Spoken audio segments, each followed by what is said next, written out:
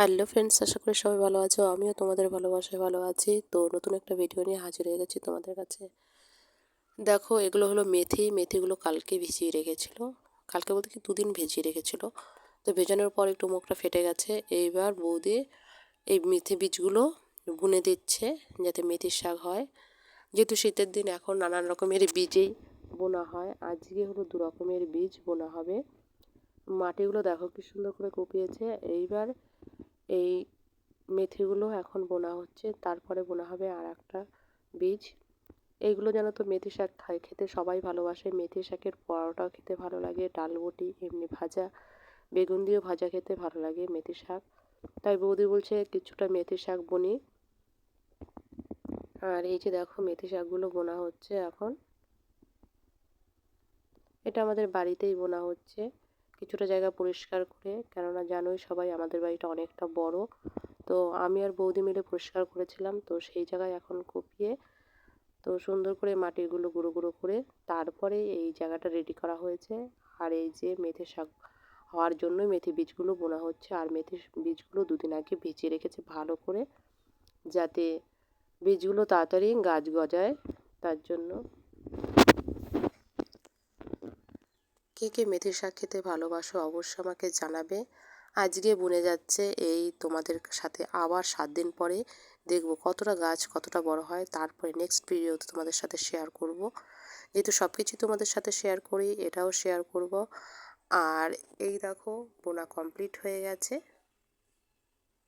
সুন্দরভাবে। এবার মাটিগুলো একটু মিশিয়ে দিচ্ছে, কারণ আমাদের বাড়িতে প্রচুর পাখি আসে গম খেতে, প্রতিদিন গম দেওয়া হয়। এর জন্য এগুলো মিশিয়ে দিচ্ছে, নইলে এগুলোই খেয়ে নেবে। আর এই যে দেখো, এই যে গামছার টুকরোর মধ্যে ভিজিয়ে রেখেছিল আর এক রকমের বীজ। দেখো এটা কি, এটা গামছার সাইড দিয়ে বেরিয়ে গেছে। এই দেখো, এগুলো হলো মটর।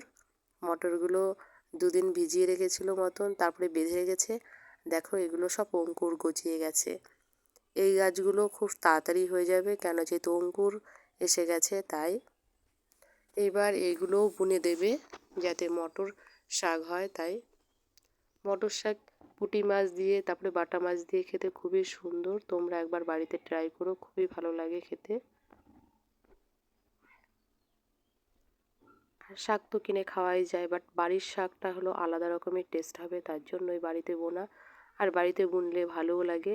এই দেখো কি সুন্দর করে বৌদি বুনে দিচ্ছে শাকগুলো, মানে বীজগুলো এখন বুনছে, কিছুদিন পরে শাক হবে। বুনে তারপরে আমরা ঢেকে রাখবো, নইলে পাখিতে সব খেয়ে নেবে। সুন্দর করে বুনে দিচ্ছে। আর এখানে বেশি, মানে 10 টাকার এনেছিলাম মটর বীজ। আর মেথি শাকের জন্য এনেছিলাম বীজ 20 টাকার, বাট এখানে হাফ বোনা হয়েছে আর হাফ রেখে দেওয়া হয়েছে।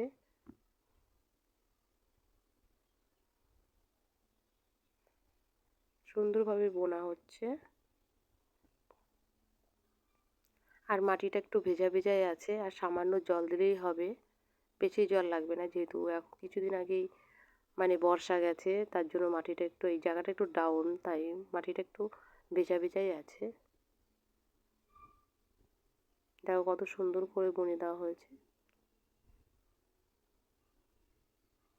7 দিন পরে আবার দেখাবো তোমাদের কতটা কি মানে বেড়েছে গাছটা, ইনক্রিজ হয়েছে। দেখো এবার জল দিয়ে দিচ্ছে বৌদি, বলছে জলটা দিচ্ছে পালং শাকের বীজের, কিন্তু 4-5 দিন আগে পালং শাকটা বোনা হয়েছিল, সেই জায়গাটা শুকিয়ে গেছে, তো ওইখানে জল দেওয়া হচ্ছে বেসিক্যালি। তো দেখো, জল দিলে তাড়াতাড়ি হবে, নইলে শুকনো মাটি তার কতটাই কি হয় বলো।